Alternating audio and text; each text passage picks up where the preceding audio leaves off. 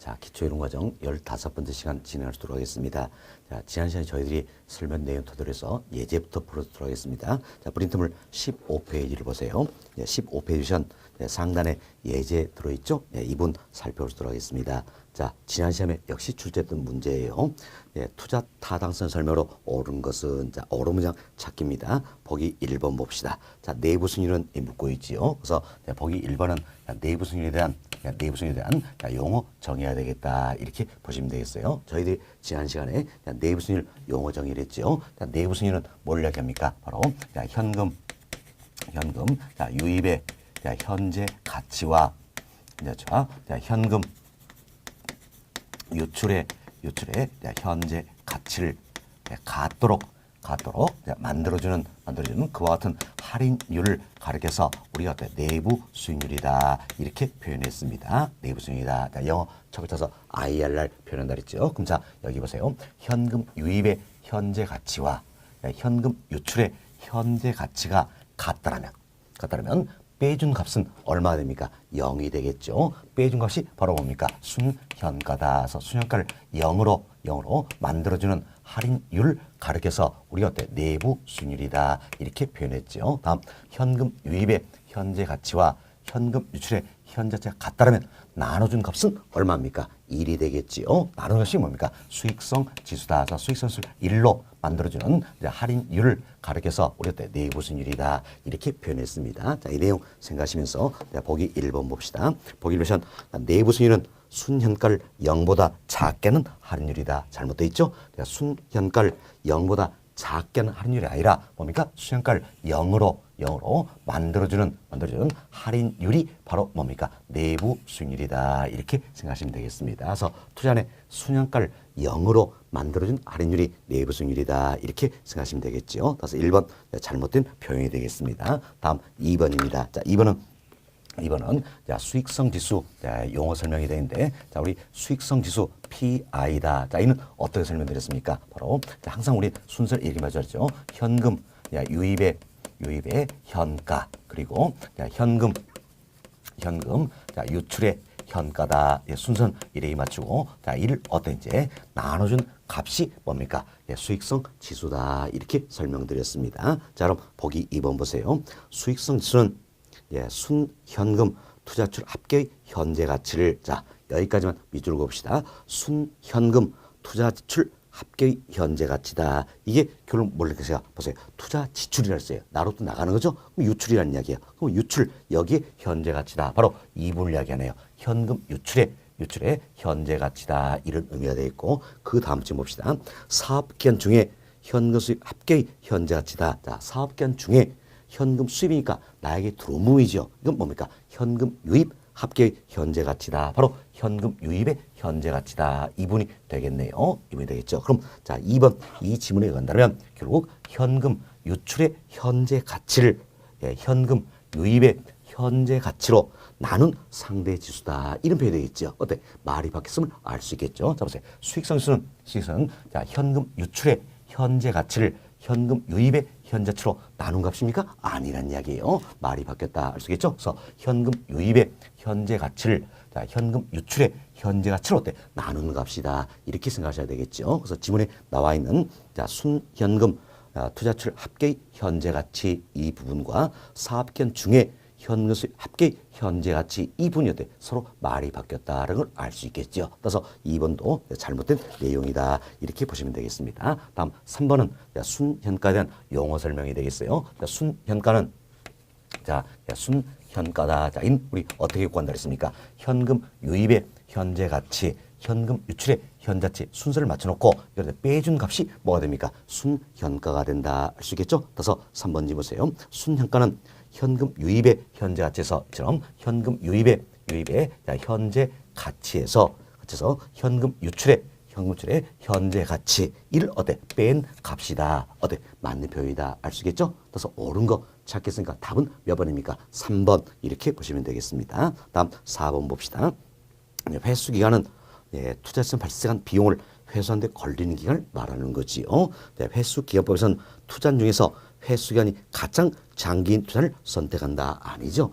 회수기간은 뭐입니까? 내가 투자한 금액이 있다냐. 이 금액을 회수하는데 걸리는 기간이기 때문에 당연히 회수 기간은 길수록 유리합니까? 짧을수록 유리합니까? 그렇죠. 짧을수록 유리하다 할 수 있겠지요. 따라서 뒷짐은 회수 기간이 가장 장기인 투자를 선다. 여기가 잘못된 겁니다. 네, 회수 기간이 가장 단기인 회수 기간이 가장 단기인 자 투자를 선택한다. 보셔야죠. 회수 기간 어때? 짧을수록 유리하기 때문이다라는 겁니다. 다음 5번입니다. 네, 5번은 이제 사실 우리가 배우진 않은 내용이에요. 간단히 말씀을 드립시다. 자, 여기 보세요. 자, 이 내부 순위율법이 있고 순현가법이 있습니다. 그럼 그때 내부 순위율법에서 내부 순위율 구하기 위해서 우리가 할인율을 뭘 적용하느냐 이 문제가 되겠는데 사실 자, 내부 순위율법이다. 내부 순위율법. 여기서는 자, 할인율로 뭘 사용합니까? 바로 내부 순위율 이걸 사용한다라는 겁니다. 그래서 내부 순위율법에서는 이제 내부 순위율법에서는 자, 할인율로 바로 내부 순위율 자 이걸 사용한다라는 겁니다. 예, 그렇지만 자, 순현가법이 있어요. 자, 순현가법. 자, 여기서는 자 다시 봅시다. 자, 내부 순위율법. 자, 여기서는 이제 할인율로 뭘 사용한다 그랬죠? 자, 내부 순위율. 반면 자, 순현가법에서는 할인율로 뭘 사용할 것인가? 자, 순현가법도 어때? 우리가 순현가를 구하기 위해서는 현금 유입도 현재가치로 바꿔줘야 되겠고 현금 유출도 어때? 현재가치로 바꿔줘야 되겠지요. 처럼 자, 미래를 자, 현재로 바꿔준다는 이야기예요. 이걸 가리켜서 우리가 뭐 한다 그랬습니까? 할인한다 이런 표현했고 미래를 현재로 바꿔줄 때 적용하는 이자율을 할인율이다 이렇게 표현했습니다. 그때 순현가를 구하기 위해서도 현금 유입 유출 모드로 어때? 현자치로 바꿔줬죠? 그럼 할인율 적용한다는 이야기. 이때 할인율 뭘 쓸 것인가? 바로 어때? 투자자의 요구 수익률 사용한다. 이렇게 보시면 되겠습니다. 이번은 우리가 배우지는 않았지만 앞으로 또 배우시게 될 것이다. 기본 이론 과정부터 제가 다시 또 설명을 드릴 내용들이에요. 예, 자, 5번 질문 한번 봅시다. 순현가법과 내부순위법에서는 투자 판단 기준의 할인율로서 요구순을 사용한다. 잘못되어 있죠? 왜?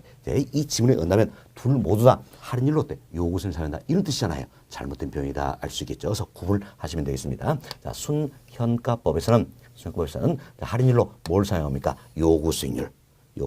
그리고 내부 순위법에서는 할인율로 뭘 사용합니까? 내부 순위를 사용한다. 이렇게 구분이 좀 되시면 되겠습니다. 역시 5번도 잘못되어 있네요. 따라서 이제 오름량 찾기니까 답은 몇 번이 됩니까? 3번이다. 이렇게 보시면 되겠습니다. 자, 이렇게 해서 저희들이 이제 지난 시간에 배웠던 이제 할인 현흐름 분석법 세 가지 있었죠. 순현가법, 수익성지수법, 내부순위법이 있었습니다. 다음은 비할인 현흐름 분석법이다. 그래서 대표로 단순 회수기한법, 회계적 이익률법 이걸 이야기했는데 이 내용 관련해서 우리가 한 문제 이렇게 풀어보면서 또 복습했다 생각하시면 되겠습니다. 다음은 117번 설명을 드리겠는데 117번은 총투자 수익률이다 이렇게 소개하고 있죠. 자, 자, 총투자 수익률이다라는 건데, 자, 여러분들이 이 부분도 공식을 다 외우시자니 공식이 너무 많다는 이야기에서 우리 가급적이면 이해할 수 있는 건 이해해서 내가 공식을 만들어 버려야 된다라는 겁니다. 자, 보세요. 총투자 수익률에서는 말 그대로 보세요. 총투자액에 대한 수익의 비율이다. 이렇게 보시면 되겠죠. 그럼 자, 우리 식을 만들어 보자는 얘기예요. 총투자액에 대한 수익의 비율이니까 당연히 어때? 분모값은 총투자액이 되겠지요. 총투자액이고 분자는 뭡니까? 수익의 비율이다. 이렇게 보시면 돼서 총투자액에 대한 수익의 비율이다라는 겁니다. 그때 이제 우리 총투자액 기준일 때 수익은 뭘 활용할 것인가 이 문제 되겠지요. 이걸 위해서 사실 우리 지난 시간에도 제가 여러 차례 반복을 해드리면서 여러분께 설명드린 내용이 있었습니다. 그런데 우리가 이제 운용의 과정을 통해서 매년에 이제 세후 현흐름, 즉 세후 현금실 산전 플로 차트가 있었어요. 우리 첫 번째서 어떻게 했습니까? 가, 공, 기, 유, 영, 순, 부, 세, 영, 세 이렇게 첫 번째서 외쳐보자 그랬죠. 가능 총소득에서 공실 불량부채를 빼주고 기타 소득을 더해주면 자 유효 총소득이 산정이 되는 거고, 자 영업경을 빼주면 순영업소득, 부채습세 빼주면 세전 현금수지 또는 세전 현금흐름이죠. 영업소득 빼주면 세후 현금수지, 세후 현금흐름이다. 이때 이때 소득 관련의 주연부는 5가지 따르어요. 가능 총소득, 유효 총소득, 순영업소득, 세전 현금, 세후 현금처럼 5가지가 있다. 이때 우리 이를 설명드렸죠. 여기는 가능 총소득, 유효 총소득, 순영업소득 이 3가지는요. 자, 이 3가지입니다.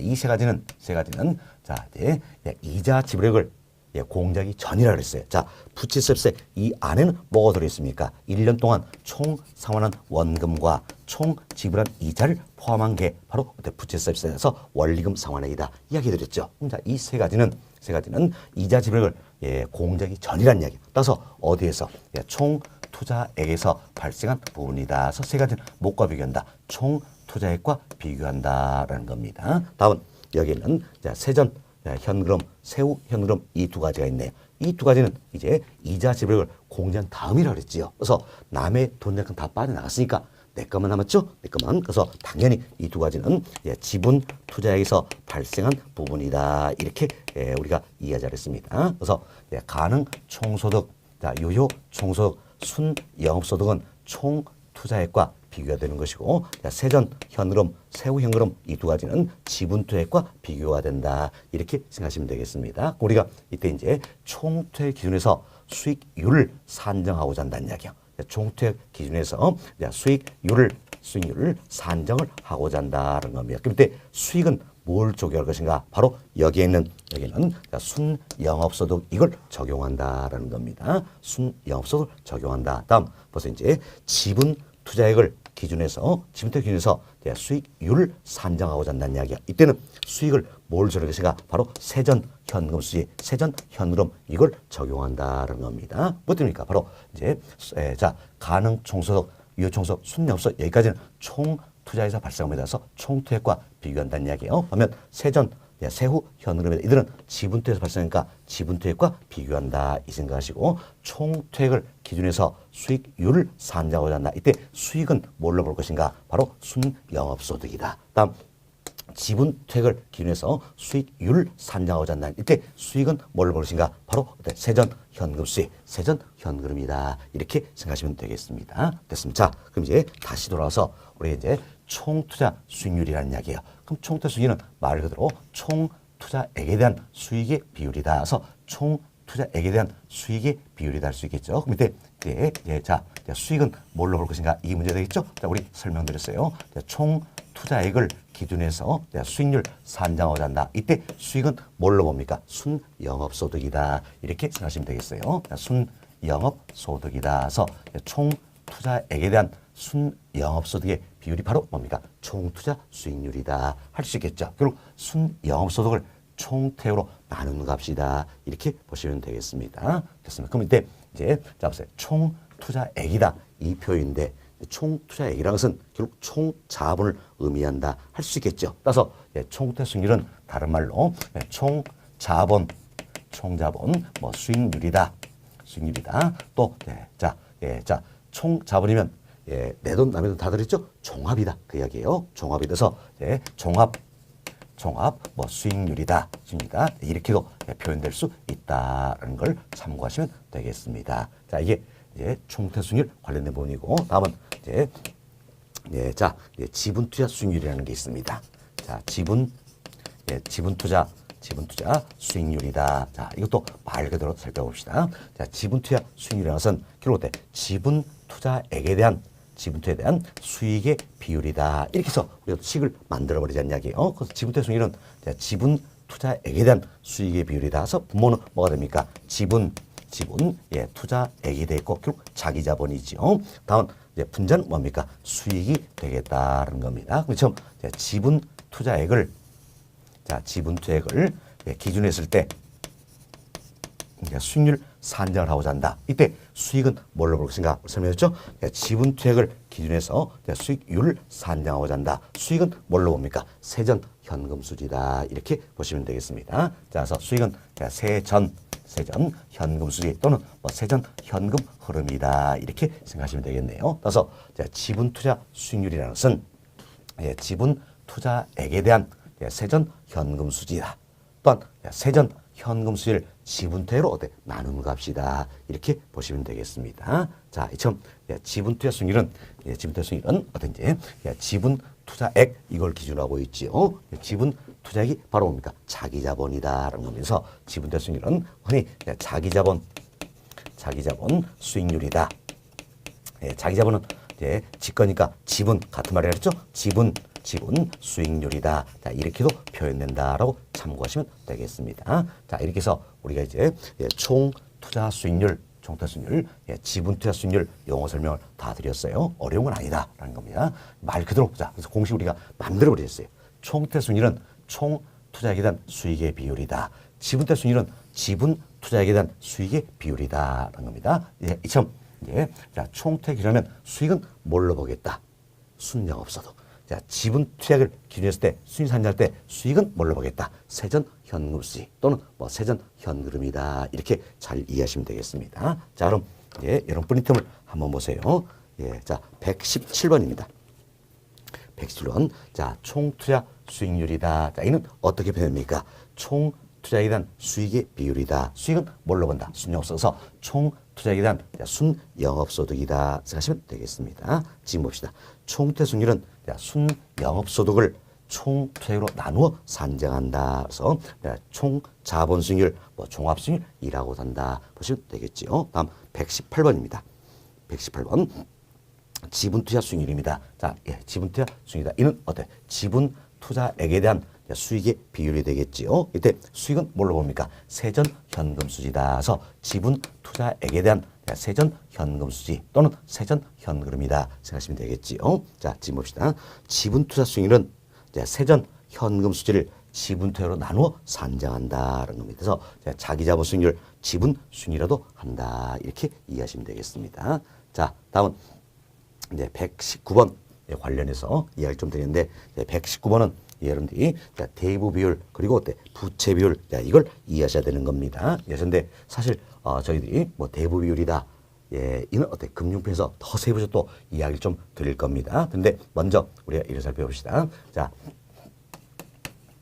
자, 대부 비율이라는 게 흔히 우리가 LTV 이렇게 표현하는데 LTV는 자, loan to value ratio 여기에 척을 떠다는 겁니다. loan 이게 뭡니까? 돈 빌린다는 이야기예요. 돈 빌린다. 다음 V는 뭡니까? value.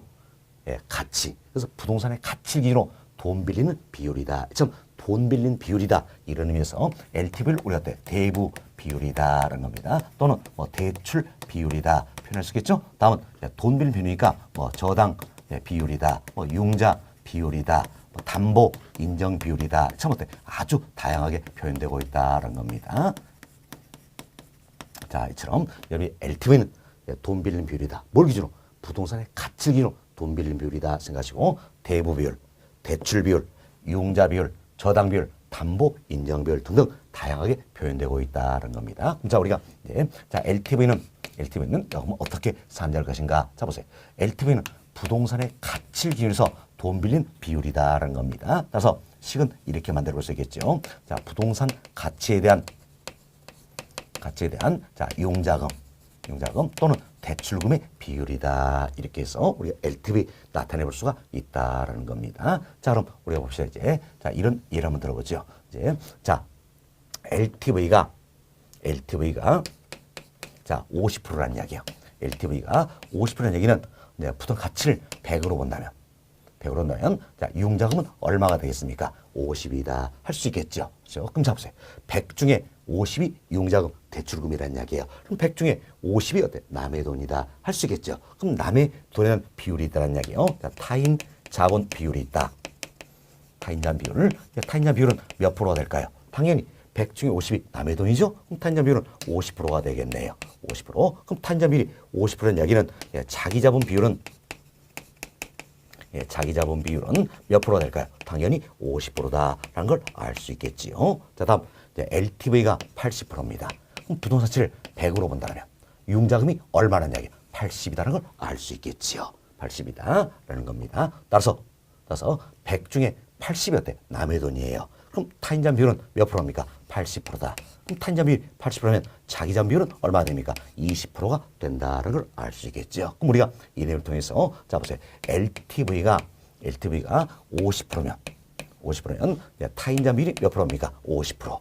LTV가 80%면 타인자 비율은 어때? 80%다는 걸 알 수 있지요. 결국 LTV는 뭘 이야기합니까? 타인자본 비율을 의미한다. 이렇게 보시면 되겠습니다. LTV는 타인자 비율을 의미한다 생각하시고, 금융표에서 또 이야기 드렸지만 이처럼 LTV가 50%에서 80% 높아졌어요. 그럼 LTV가 자 이제 높아지면 높아질수록 부동산 가치는 동일하지만 그만큼 어때? 내가 대출 어때? 더 많이 받게 된다는 걸 알 수 있겠지요. 그래서 LTV가 높아질수록 부동산 동일하죠. 대출 많이 받게 된다는 겁니다. 그래서 대출 많이 받는다면 그만큼 어때? 부동산의 수요는 어때? 증가한다 할 수 있겠죠. 그래서 LTV가 높을수록 부동산의 수요는 어때? 증가한다. 이렇게 생각하시면 되겠습니다. 자, 또 보시자. LTV가 높을수록 그만큼 남의 돈을 많이 쓴 셈이잖아요. 그럼 남의 돈을 많이 쓰기 때문에 결국 어떤지 LTV 높을수록 남의 돈 많이 쓰다. 당연히 부채 비율도 어때? 부채 비율도 높아진다. 이렇게 보시면 되겠습니다. 이때 부채 비율이라는 게 있어요. 부채 비율은 우리가 어떻게 볼 것인가? 자, 여기 보세요. 여기서 우리가 타인자 비율, 자기자 비율 넣어드렸죠? 여기에 선 하나 딱 그어놓으면 이게 결국 뭡니까? 부채 비율이 된다. 이렇게 보시면 되겠습니다. 이게 부채 비율이 된다는 것은 부채 비율은 여러분들이 이렇게 기억하시면 되겠습니다. 위에서부터 타자 이렇게 기억하자는 이야기요. 타자 위에서부터 타자 이렇게 기억하시면 되겠습니다. 타자 이게 부채 비율이다라는 겁니다. 근데 벌써 이제 자 타인 자본 이분 뭡니까? 남의 돈이죠. 그래서 우리가 앞서 말씀드렸지만 자 부동산 투자에서 타인 자본을 조달하는 가장 대표적인 방법이 바로 뭡니까? 저당이다라는 걸 알 수 있겠지요. 저당이다 이렇게 보시면 되겠습니다. 저당이다. 따라서 자 이분은 저당이다 생각하시면 되겠죠. 다음 또한 어떤지 부채다 이렇게 표현돼야 되겠네요. 다음은 자기 자본 뭡니까? 내 돈이죠. 내 돈이다. 그래서 어때? 자기 자본 내 돈이다. 지분이다. 이렇게 표현할 수가 있다라는 겁니다. 그래서 이제 부채 비율이라는 것은 이처럼 지분에 대한 부채 비율, 지분에 대한 저당의 비율이다. 이렇게도 표현할 수가 있다. 보시면 되겠습니다. 여튼 부채 비율은 어떻게 하자? 위에서부터 타자 이렇게 생각하시면 되겠습니다. 됐습니다. 다음 그럼 우리가 이제 부채 비율 계산을 한번 해봅시다. 자, LTV가 50%였을 때 LTV는 뭘 이야기합니까? 타인자 비율을 의미한다 그랬죠. 그럼 타인자 비율 50%, 자기자 비율 50% 됐죠. 그래서 여기에 이렇게 선 하나 딱 그어놓으면 이게 뭐가 됩니까? 부채 비율이 되겠다. 약분하니까 1이 되겠죠. 곱하기 100 하니까 부채 비율은 어때? 100%가 된다라는 겁니다. 100%가 된다. 다음 이제 LTV가 80%입니다. 그럼 LTV 80%는 여기는 자 타인자 비율이 80% 이름이죠. 왜? LTV는 타인자 비율을 의미한다 그랬습니다. 타인자 비율 80%니까 자기자 비율은 20%다. 그래서 선 하나 딱 그어놓으면 부채 비율이 된다. 그래서 부채 비율은 어떻게 해야? 타자라 그랬지요. 타자. 자, 그럼 약분하니까 4가 되죠. 곱하기 100하니까 400%가 되겠다는 걸 알 수 있겠네요. 그럼 우리가 예를 통해서 자 보세요. 이제 LTV가 50%였을 때는 부채 비율은 얼마입니까? 100%. LTV가 80%면 부채 비율은 얼마입니까? 400%다라는 거죠. 그래서 LTV가 50%에서 80% 이렇게 높아지니까 부채 비율은 100%에서 400%로 높아지더라는 걸 알 수 있겠죠. 그래서 앞서처럼 LTV가 높아질수록 그만큼 남의 돈 많이 쓰니까 부채 비율도 어떻습니까? 높아진다. 이렇게 보시면 되겠습니다. 자, 여기까지 말씀을 드리고 자, 여러분 프린트물 한번 살펴드립니다. 자, 119번 보세요. 119번 부채 비율이다 나와 있죠. 먼저 괄호를 보세요. 부채 비율은 어떻게 표현됩니까? 자기 자본에 대한 타인 자본의 비율이다. 그래서 우리가 위에서부터 어떻게 했어요? 타자 이렇게 기억하자 그랬죠. 자, 이는 자 지분에 대한 부채 비율이다 표현을 쓰겠죠. 지분에 대한 부채 비율이다. 그래서 여러분들이 자 부채 비율은 위에서부터 타자 생각하시고 타인 자본은 뭡니까? 부채. 자기 자본은 지분이다. 이 생각하시면 되겠습니다. 다음 대부 비율입니다. 대부율을 우리가 LTV 이렇게 표현되는 거죠. 자, 이 LTV 자 이는 어때? 부동산 가치에 대한 융자금의 비율이다 할 수 있겠지요. 자, 이 정도씩 보시고요. 지문 봅시다. 부채 비율은 자 여기 있죠. 자기 자본에 대한 타인 자본의 비율이다 할 수 있겠죠. 자기 자본에 대한 타인 자본의 비율이다. 즉 지분에 대한 부채의 어때 비율을 말한다 할 수 있겠습니다. 자, 다음 대부율이 50%라면 대부율이 LTV가 50%라면 부채비율은 어떻습니까? 100%. 대부율이 80%라면 부채비율은 400%가 된다 할 수 있겠죠. 지금 대부율이 높을수록 부채비율은 어땠어요? 증가하는데 급격히 증가한다라는 거 참고하시면 되겠습니다. 자, 그래서 119번 설명 다 드렸고요. 다음은 120번 봅시다. 120번은 채무 불이행률이다 소개가 되어 있는데, 자, 이분은 여러분들이 이렇게 생각하시면 되겠어요. 자, 채무를 불이행할 확률의 비율이다라는 겁니다. 그래서 120번에 채무 불이행률이다. 자, 이는 채무를 불이행할 확률의 비율이다 이렇게 보시면 되겠습니다. 밑에 채무는 뭐라고 하신가? 자, 여기는 자, 영업 경비와 부채 서비스액 이 둘을 합한 내용이 되겠습니다. 자, 그럼 보세요. 영업 경비와 부채 서비스액 이 둘을 감당할 능력이 있느냐, 이걸 측정한 지표가 채무 불이행률이다라는 겁니다. 그럼 뭐가 비교할까요? 바로 여기는 자, 유효 총소득과 비교한다. 그래서 이 플로차트를 이해하시면 시계를 훨씬 더 수월하게 만들 수 있다는 겁니다. 채무 불이행률은 여기는 영업 경비와 부채 서비스 이 둘을 감당할 능력이 있는가, 이걸 측정한다는 이야기예요. 그럼 뭐과 비교합니까? 유효 총소득과 비교한다는 겁니다. 따라서 채무 불이행률은 이렇게 표현되겠죠. 자, 유효 총소득에 대한 자, 영업 경비 플러스 부채 서비스액이다라는 겁니다. 그래서 일단 영업 경비와 부채 서비스 이 둘을 감당할 능력이 있는가 살펴본다는 이야기예요. 뭐과 뭘로서? 유효 총소득이다 이렇게 보시면 되겠습니다. 자, 그래서 120번 식을 한번 보세요. 채무 불이행률은 어떻게 표현됩니까? 자, 유효 조소득 즉 유효 총소득에 대한 영업 경비와 부채 서비스의 합이다 할 수 있겠지요. 교육 지문 보세요. 자, 채무 불이행률은 자, 이것은 유효 총소득이 영업 경비와 부채 서비스를 감당할 수 있는 능력이 있는가, 이걸 측정하는 지표다 할 수 있겠지요. 자, 다음은 121번입니다. 121번 보시면 총자산 회전율이다 소개되고 있죠. 총자산 회전율이다.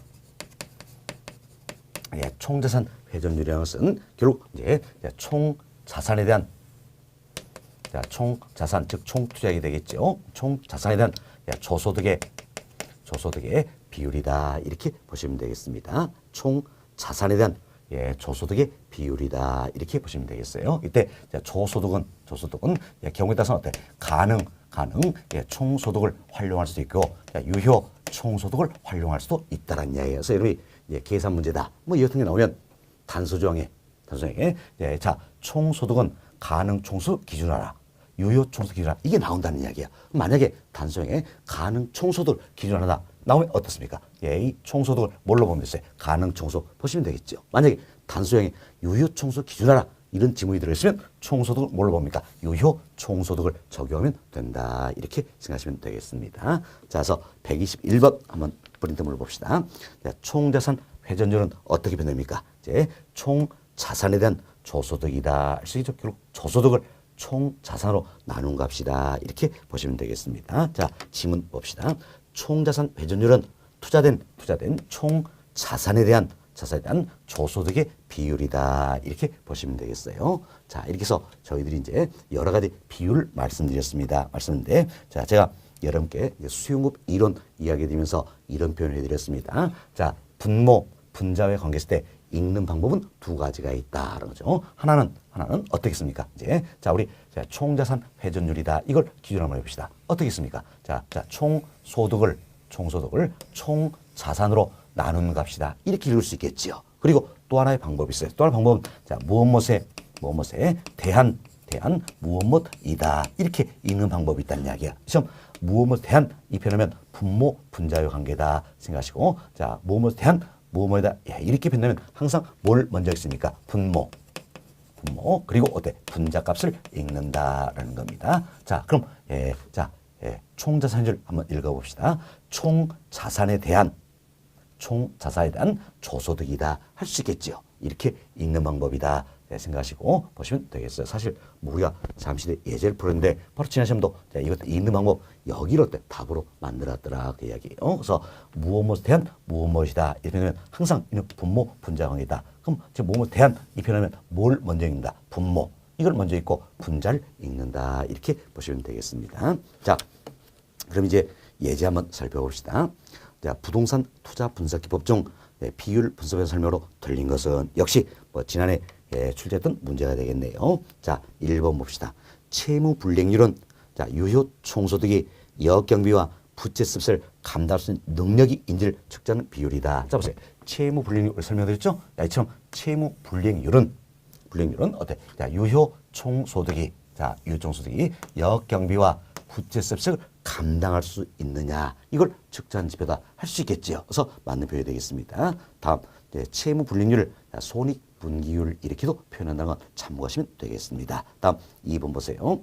이제 대부비율은 부동산 가치에 대한 유용자의 비율을 가리키며 자 보세요. 대부비율 어때 우리 LTV다 할 수 있겠죠. LTV는 자 부동산 가치에 대한 유용자금의 비율을 가리킨다 할 수 있겠죠. 자 여기도 보세요. 이제 지금 잘 보시면 부동산 가치에 대한 유용자에게 비율이다. 자, 무엇에 대한 무엇 이 표현 나와 있죠. 항상 이때는 뭘 먼저 읽는다 했어요. 분모를 먼저 읽는다 했어요. 그래서 부동산 가치에 대한 자, 유용자에게 비율을 가리킨다. 맞지요? 보세요. 대부비율을 저당 비율한다. 참 대부비율을 다른 말로 저당 비율 표현할 수 있다는 겁니다. 그래서 2번도 맞는 표현이 되겠지요. 3번 봅시다. 부채 비율은 부채에 대한 지분의 비율이며 자 보세요. 우리 부채비율 설명드렸죠. 부채비율은 어떻게 잘했어요? 위에서부터 타, 자 이렇게 잘했죠. 그래서 타인 자본이다. 이건 뭡니까? 부채가 되겠고 자기 자본은 뭡니까? 지분이다. 그 이야기지요. 지분이다. 이렇게 생각하시면 되겠습니다. 그래서 앞지분 다시 보세요. 부채에 대한 지분의 비율이다. 여기가 잘못되어 있네요. 자, 우리가 분모 분야할 때는 항상 어떻습니까? 무엇에 대한 무엇이다. 이렇게 읽는다면 뭘 먼저 읽는다 했어요? 분모를 먼저 읽는다 그랬지요. 그리고 분자를 읽는다. 자, 그럼 어서 이제 부채 비율이다. 자, 이걸 읽을 때 어떻게 했어요? 지분에 대한 부채 비율이다. 이렇게 표현돼야 되겠지요. 이게 말이 바뀌었네요. 그래서 3번 다시 보세요. 부채 비율은 부채에 대한 지분의 비율이다. 잘못되어 있지요. 어떻게 됩니까?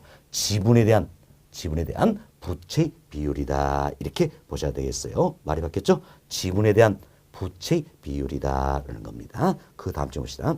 대부율이 50%일 경우 부채비율은 100%다. 우리 설명했죠? 대부율 LTV가 50%라는 이야기예요. 그럼 이때 부채비율은 얼마입니까? 100%가 된다. 그래서 뒷집은 맞는 표현이죠. 앞집은 잘못되어 있습니다. 다음 4번 봅시다. 총자산 회전율은 자 우리 여기 설명했죠. 총자산 회전율입니다.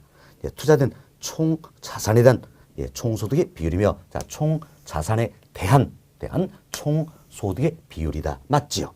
맞죠? 이때 총소득으로는 가능 총소득 또는 유효 총소득이 사용된다 할 수 있겠습니다. 그래서 맞는 표현이 되겠습니다. 다음 5번 봅시다.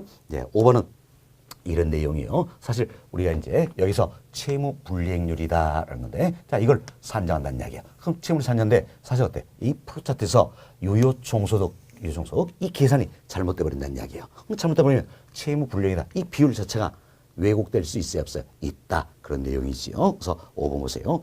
비율 분석법의 한계로는 사실 여기서 했던 채무 불이익률, 총자산 회전율, 그리고 여기는 대부 비율, 부채 비율 모두가 어때? 비율 분석법 여기에 해당되는 것들이에요.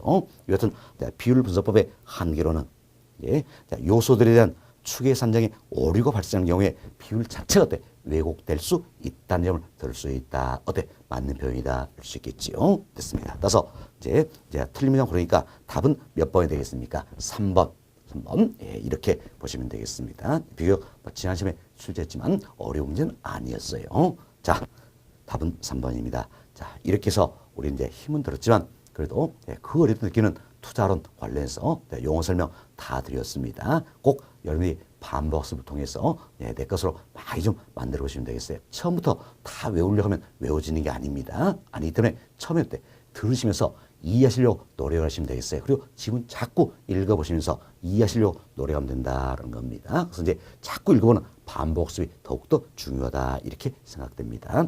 자, 다음은 우리 교재 7장으로 넘어갑니다. 자, 7장은 부동산 금융론이다 소개되고 있는데 금융론 관련해서 설명을 좀 드리도록 하겠습니다. 사실 금융론 이 부분도 우리 시험에서는 출제가 굉장히 많이 되는 부분이에요. 그래서 중요한 부분이다 생각하시고 역시 많은 시간 할애해서 여러분께 설명을 좀 드리도록 하겠습니다. 자, 먼저 이제 우리가 금융이다 용어부터 정리하도록 하겠습니다. 자, 여기 보세요. 여기서 자, 금융이다라는 표현이 있습니다. 금융은 쉽게 생각하면 자금 융통이다라는 겁니다. 참 자금 융통 이걸 줄여서 우리가 금융이다 이렇게 표현하는 겁니다. 그럼 자금을 융통한다는 게 뭡니까? 돈을 빌려준 사람이 있고 빌리는 사람이 있다는 이야기예요. 이때 돈 빌리는 사람이 있죠. 돈 빌리는 사람을 가리켜서 우리가 차입자 이렇게 표현하고요. 돈 빌려준 사람이 있다는 이야기예요. 돈 빌려준 사람은 어때? 대출자 이렇게 표현한다는 겁니다. 그런데 이 용어가 혼동이 돼버리면 금융은 온통 엉망이 돼버립니다. 그래서 용어부터 잘 정하셨는데 자, 돈을 빌리는 사람을 뭐라 합니까? 차입자. 돈을 빌리는 사람을 대출자다라는 겁니다. 그럼 쉽게 이런 사례 봅시다. 내가 자, 이 같은 주택을 담보로 해서 자, 1억 자, 대출 받는다는 이야기예요. 1억 대출 받는다. 그럼 나는 어때? 1억 대출 받죠. 돈 빌린 사람이잖아요. 나는 뭐가 되는 겁니까? 차입자가 되겠지요. 반면 자, 1억을 대출해준 은행이 있네요. 은행은 뭐가 됩니까? 대출자가 된다. 이렇게 생각하시면 되겠습니다. 여튼 돈 빌리는 사람을 차입자, 돈 빌려주는 사람을 대출자 표현한다 생각하시고 다음 우리가 이를 통해서 부동산 금융에 대해서 살펴봅시다. 자, 우리 조금 전에 자, 금융은 뭘 의미했습니까? 자금 융통을 의미한다는 이야기예요. 따라서 부동산 금융이라는 것은 부동산을 대상으로 하는 자금 융통이다. 이렇게 생각하시면 되겠습니다. 자, 그럼 여하튼 부동산 금융도 크게 두 가지로 나눠볼 수가 있다는 이야기. 하나는 토지 금융이라는 게 있고 토지 금융, 또 하나는 주택 금융이다. 이래서 두 가지로 나눠볼 수가 있다는 겁니다. 그럼 이때 토지 금융에서는 토지를 대상으로 하는 자금 융통이다. 주택 금융은 주택을 대상으로 하는 자금 융통이다 할 수 있겠죠. 그럼 현실적으로 그렇죠? 대부분을 이루고 있는 건 결국은 뭡니까? 주택금융이다. 그래서 우리의 관심사도 여튼 주택금융 여기에 있다라는 겁니다. 토지금융 이것은 거의 우리 시험 출제되지 않습니다. 우리 관심은 주택금융에 있다 생각하시고 자 여튼 자 주택금융이라는 것은 우리 조금 전에 얘기했죠. 주택을 대상은 자금 융통이다 생각하시고 주택금융 여기도 다시 두 가지로 나눠볼 수가 있다는 이야기예요. 자 주택 소비 금융이라는 게 있습니다.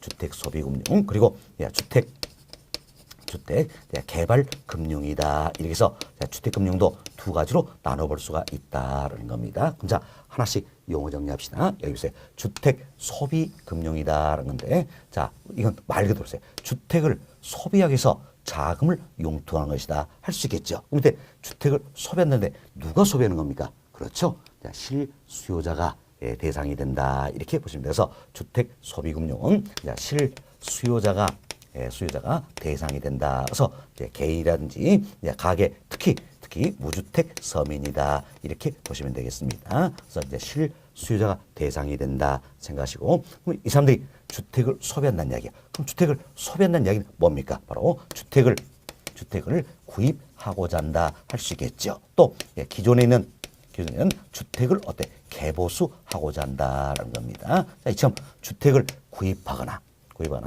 기존택을 개보수하는데 좀 더 쉽게 할 수 있도록 하기 위해서 자금을 융통하는 것이다. 이렇게 보시면 되겠어서 주택 구입을 좀 더 쉽게 용이하게 하기 위해서 기존택 개보수를 좀 더 쉽게 용이하게 하기 위해서 자금을 융통하는 것이다라는 겁니다. 그럼 이때 돈 빌려준 사람 입장에서는 절대 그냥은 안 빌려준다는 이야기예요. 안 빌려다 바로 취득하고자 하는 주택 기존에 있는 주택을 담보로 해서 돈을 빌려준다라는 겁니다. 이처럼 주택을 담보로 한다. 결국 주택 소비금융은 뭐가 되버립니까? 주택 담보 대출이 된다. 이렇게 보시면 되겠습니다. 주택 담보 대출이나 주택을 담보로 해서 자금을 융통시킨다는 이야기예요. 그래서 주택 소비금융은 결국은 주택 담보 대출이다. 이렇게 보시면 돼요. 그래서 주택을 담보로 한다는 이야기는 조금 더 넓게 생각하면 결국 부동산을 담보로 한다라는 겁니다. 이처럼 부동산을 담보로 해서 자금을 융통하는 기법을 우리가 뭐로 했습니까? 저당이다. 이렇게 했죠? 영어로 모기지.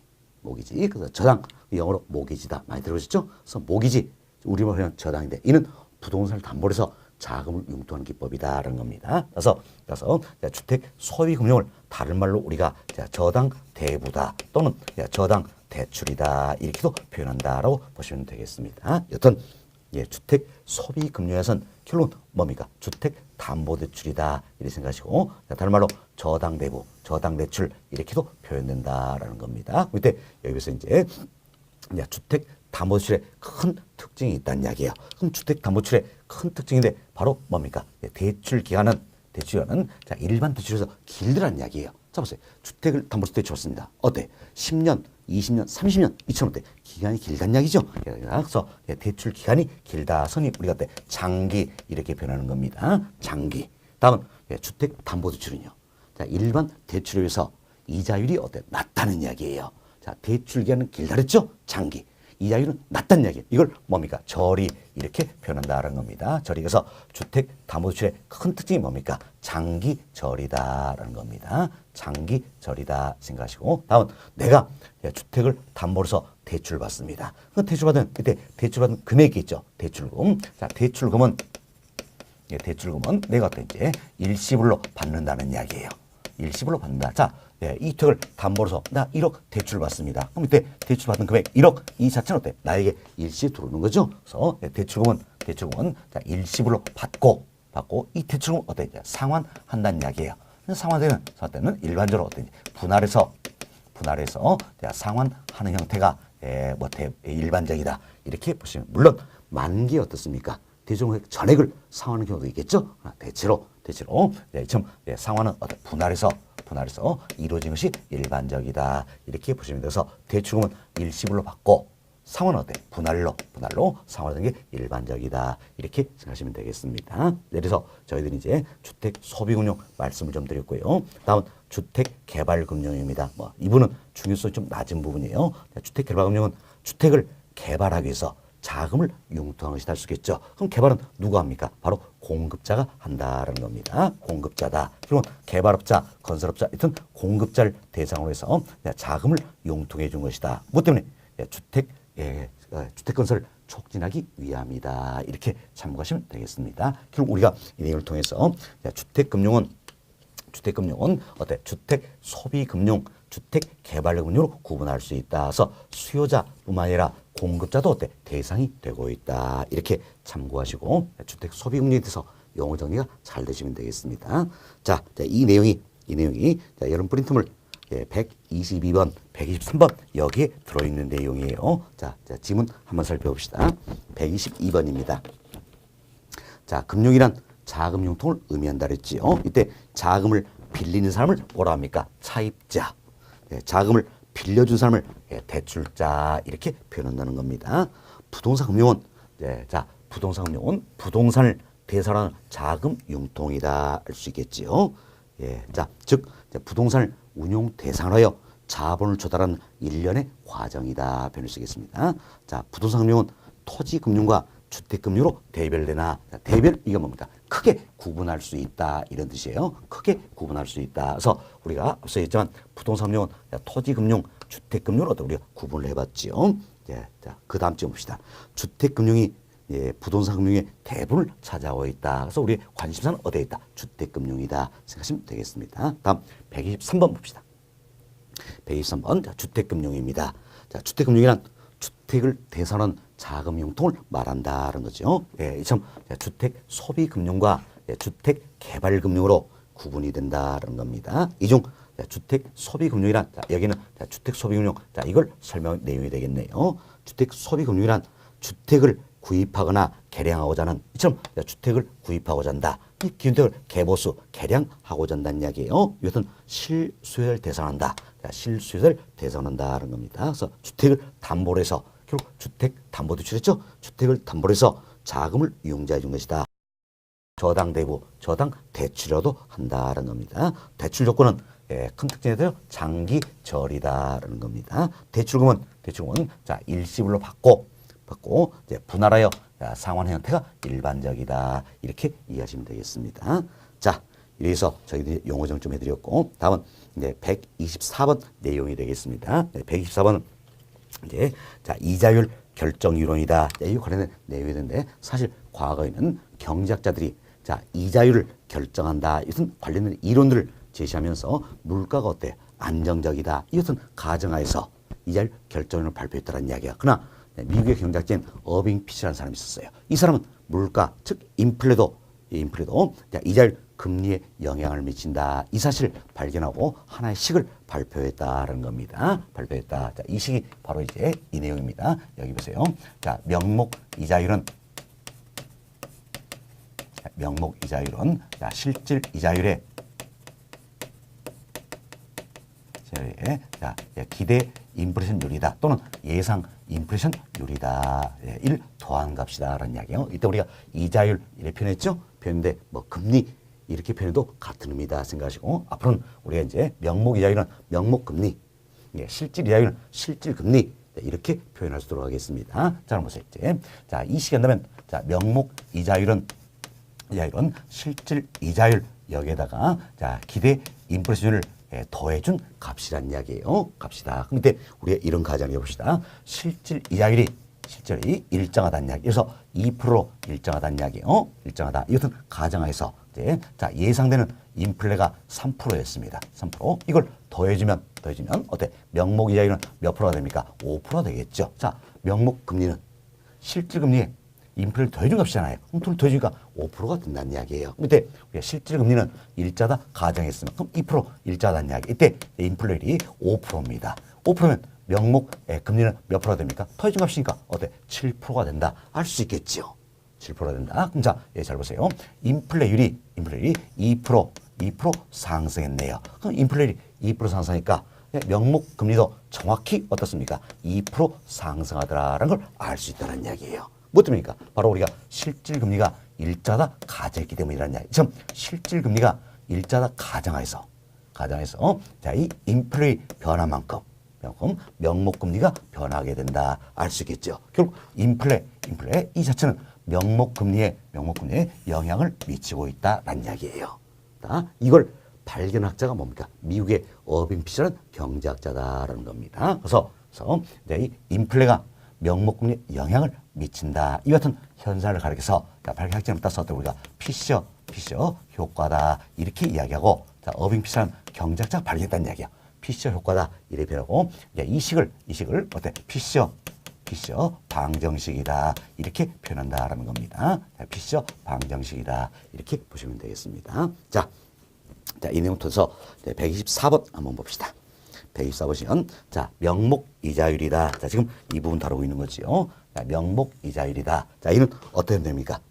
실질 이자율의 기대 인플레이션율을 더한 값이다 할 수 있겠지요. 결국 지문 보세요. 인플레이션을 고려한 이자율 뭡니까? 명목 이자율한다 할 수 있겠죠. 즉 인플레가 반영된 인플레 고려한 이자율이 바로 명목 이자율이다. 명목 금리다 생각하시면 되겠습니다. 다음 질문 봅시다. 실질 금리가 일자다 가정하에 인플레이션이 변하면 이처럼 실질 금리는 일자다 가정합니다. 그래서 인플레이션이 변한다는 이야기예요.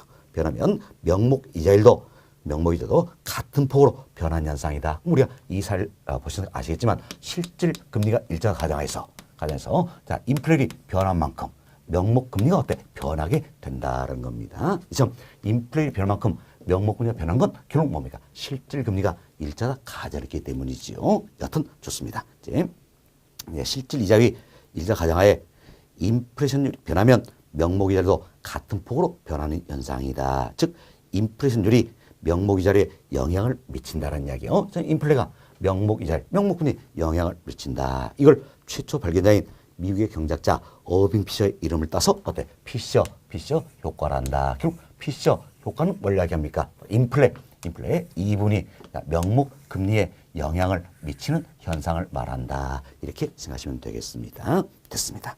자, 이렇게 이해하시고요. 다음 125번 관련된 내용 설명을 좀 드리도록 하겠습니다. 자, 이제 우리가 주택담보대출 관련해서 많은 이야기를 할 거예요. 처음 주택담보대출에 있어서 적용되는 금리는 크게 두 가지가 있다는 겁니다. 또 있다. 자, 고정금리가 있지요. 고정금리. 그리고 네, 변동금리라는 게 있습니다. 예, 자, 흔히 고정이자율, 변동이자율 할 수 있겠죠? 우리가 편의상 고정금리, 변동금리 표현할 수 있도록 했습니다. 그리고 최근에는 이제 혼합형 금리다. 이런 상품도 나왔다라는 겁니다. 그럼 자, 보세요. 이제 고정금리, 변동금리다. 영어부터 여러분 정리하시면 되겠는데, 자, 우리가 이런 식으로 해봅시다. 내가 이제 20년 만기로, 자, 20년 만기로 주택 담보대출 받는다는 이야기예요. 근데 대출 시점에서 연 5% 이렇게 대출 금리가 결정이 되었다는 이야기예요. 그럼 대출 시점에서 결정된 대출 금리 이 자체가 대출 기간 동안 변화가 없더란 이야기예요. 고정이 돼 있다는 이야기, 고정이 돼 있다. 이걸 그래서 우리 때 고정금리 주택담보대출이다 이렇게 이야기하는 겁니다. 그래서 말 그대로 고정금리라는 것은 금리가 어떤 겁니까? 대출금리가 되죠. 대출금리가 대출기간 동안 고정된다. 이렇게 생각하시면 되겠습니다. 다음은 변동금리입니다. 변동금리는 말 그대로 금리가 어때? 변한다는 이야기, 변한다. 그래서 이 시험 대출 시점에는 연 5% 결정이 되었겠죠. 그렇지만 대출 이 기간 동안 이제 차입자와 대출자가 약속한 바에 의해서 대출 금리가 어때? 변한다는 이야기예요. 변한다. 이게 변동금리 주택담보대출이라 생각하시고, 혼합형 것은 이와 같은 경우를 들어볼 수 있겠네요. 혼합형 금리는 자 보세요. 자, 만기는 20년이에요. 20년인데 대출 시점부터 자 5년째 이때까지는 고정금리가 적용이 되고, 나머지 대출 기간 있죠. 이때는 어때? 변동금리가 적용이 된다. 결국은 여기에는 고정금리와 변동금리가 어때? 섞여 있다라는 이야기예요. 이 같은 걸 우리가 혼합형 금리다 이렇게 표현한다 보시면 되겠습니다. 혼합형 금리다 이렇게 이해합니다. 이처럼 주택담보대출 적용 금리는 크게 두 가지가 있다. 고정금리 그리고 변동금리도 생각하시고, 최근에 혼합형 금리도 나왔다 생각하시고 보시면 되겠습니다. 우리 시험에서는 혼합형 금리는 크게 중요성이 없습니다. 그래서 고정금리와 변동금리 여기에 대해서 여러분이 잘 이해를 좀 해놓으시면 되겠다는 겁니다. 근데 자, 우리가 먼저 이제 고정금리 주택담보대출 여기서부터 이야기를 드립니다. 자, 보세요. 자, 고정금리 주택담보대출이다라는 겁니다. 자, 그럼 고정금리니까 어때? 대출 시점에 결정된 금리가 있다는 이야기야. 이 금리가 대출 기간 동안 어때? 대출 기간 동안 자, 변화가 있습니까? 없습니까? 없다. 고정된다. 이렇게 생각하시면 되겠습니다. 이게 고정금리 주택담보대출이다라는 겁니다. 그럼 자 보세요. 이제 돈을 빌려주는 대출자, 즉 은행 입장에서는 자, 이 기간 동안 예상되는 인플레겠죠. 예상된 인플레를 어때? 미리 반영을 하고자 한다는 이야기예요. 왜? 이 기간 동안 대출 금리에 변화가 있어 없어요? 없죠. 대출 금리가 고정이 되기 때문에 이 기간 동안 예상된 인플레를 미리 이 시점에 있을 때 반영을 하고자 한다는 겁니다. 그럼 다 고정금리는 어떤지 대출금리가 어떻게 되는가? 이 기간 동안 예상된 인플레를 미리 반영을 한다. 그래서 예상된 인플레가 미리 반영이 된 명목금리를 주로 활용을 많이 한다는 겁니다. 그래서 여러분들이 고정금리 주택담보대출이다. 그럼 이 같은 경우에는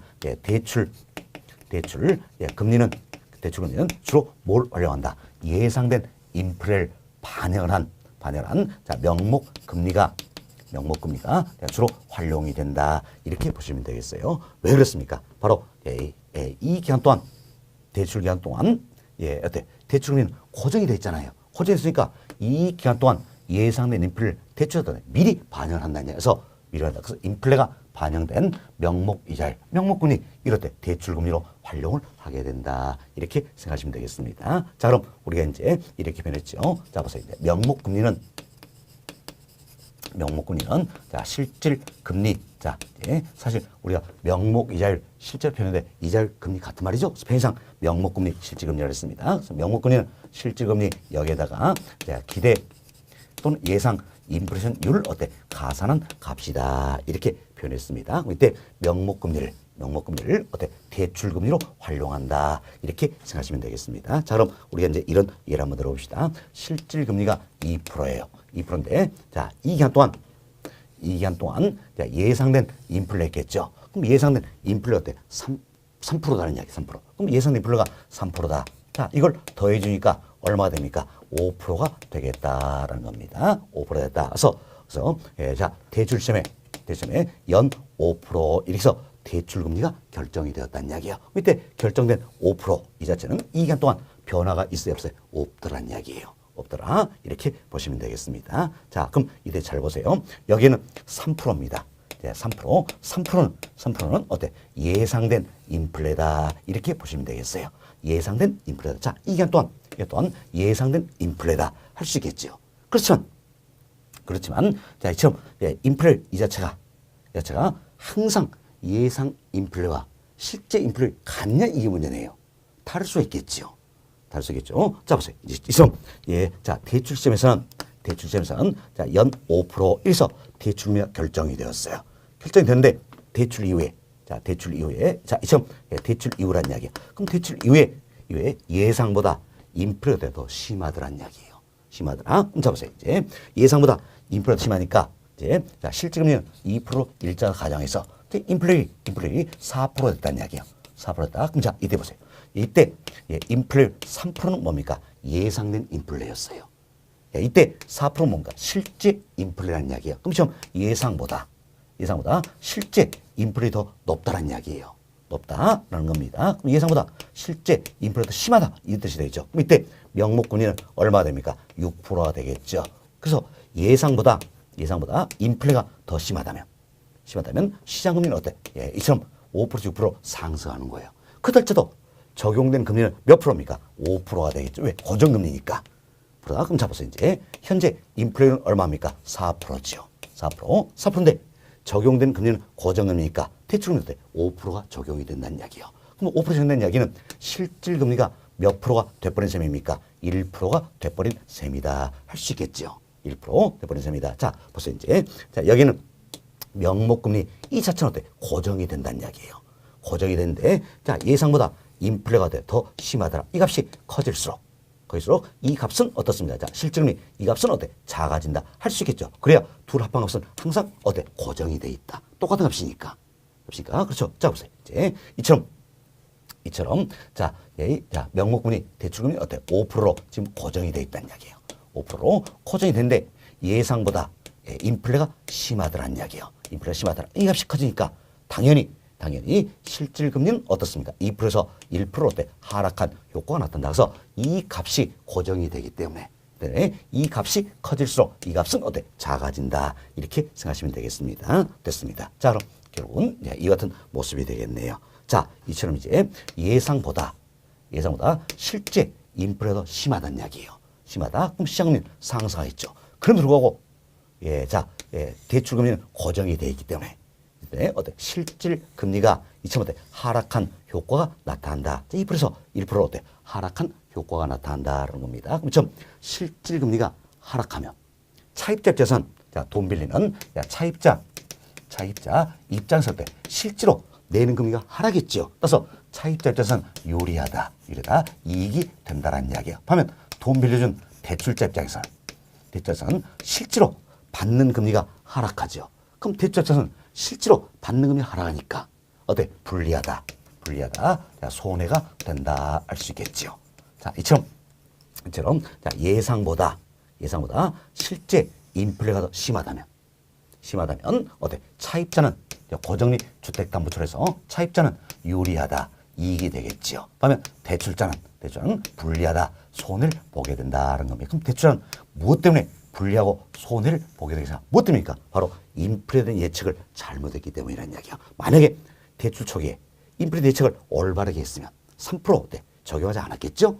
이처럼 대출자는 자, 인플레에 대한 예측을 잘못하게 되면 따라서 대출자 입장에서는 고정금리 주택담보철에서 대출자 입장에서는 어떻습니까? 인플레 위험을 안고 있다는 겁니다. 즉 이자율 자, 변동 위험을 안고 있다는 겁니다. 근데 벌써 이제 대출자 입장에서는 자, 이 같은 인플레 위험, 자, 이자율 변동 위험에서 어때? 풀려야겠지요. 됐죠? 따라서 대출자가 어때? 직접 자, 이 같은 인플레 위험을 부담하려고 하지 않을 거란 이야기예요. 결국 대출자는 인플레 위험, 즉 이자율 변동 위험을 어때? 차입자에게 전가시키고자 한다는 겁니다. 차입자한테 또 넘겨주자. 지금 이처럼 자 인플레형 즉 이자율 변동을 누가 대출자가 누구에게 차입자에게 전가시키기 위해서 여러 가지 방법을 고안해낸다. 그 중에 하나가 뭡니까? 바로 자, 이자율을 조정하는 방법이 있고 또 하나가 저당 잔액을 조정하는 방법이 있다는 겁니다. 이때 저당 잔액이라서는 대출 잔액을 의미한다. 이렇게 보시면 되겠습니다. 이처럼 대출자들은 자 차입자에게 인플레형 즉 이자율 변동형을 전가시키기 위해서 그래서 이자율을 조정하기도 하고 저당 잔액을 조정하기도 한다. 이때 이자율 조정 상품을 총칭해서 우리가 변동금리 상품이다. 이렇게 이야기하는 겁니다. 변동금리 상품이다라는 겁니다. 자, 결국 대출자들은 자, 차입자에게 인플레형 이자율 변동을 전가시키기 위해서 변동의 상품을 판매하고자 한다. 이렇게 보시면 되겠습니다. 자, 그럼 우리가 이해를 통해서 변동금리 상품이 왜 나오게 된지 배경을 이해할 수 있다는 겁니다. 그럼 변동 상품은 뭐 때문에 넣습니까? 바로 이 인플레형 즉 이자율 변동형을 누구에게 대출자가 차입자에게 이처럼 전가시켜서 고안되었다 할 수 있겠죠. 따라서 대출자들은 변동금리 상품을 판매하는 걸 선호하게 된다. 이렇게 보시면 되겠습니다. 됐습니다. 자, 이 내용이 125번 여기에 소개되어 있는 내용이에요. 125번 한번 봅시다. 고정금리 대출 방식이다라는 거죠. 이때 대출은 일반적으로 명목금리를 피셔 방정 시한 명목금리를 많이 활용한다라는 겁니다. 자, 지금 봅시다. 고정금리 대출 방식이란 대출 당시 약정금리로 대출 시점에서 약정한 금리가 있다는 이야기예요. 초기부터 만가지 원리금을 상환한 방식이다라는 겁니다. 다음 대출 시점의 예상 인플레보다 실제 인플레이션이 높다는 이야기예요. 그럼 시장금리는 상승하지요. 그렇지만 대출금리는 고정금리다라는 이야기예요. 그래서 실질금리가 하락한 효과가 나타난다는 겁니다. 이래서 차입자는 유리 이익을 보게 된다. 다음 대출자는 불리 손해를 보게 된다는 겁니다. 자, 이처럼 대출자는 인플레형 즉 이자율 변동형을 차입자에게 전가시키기 위해서 이자율 또는 저당 잔액을 조정한 상품을 판매하게 된다. 이렇게 이해하시면 되겠습니다. 그래서 125번 우리가 고정금리 대출 방식이다. 이 부분을 말씀을 좀 드렸습니다. 자, 여기까지 이야기 드리고 다음 시간에는 126번부터 금융은 계속해서 설명해 드리도록 하겠습니다.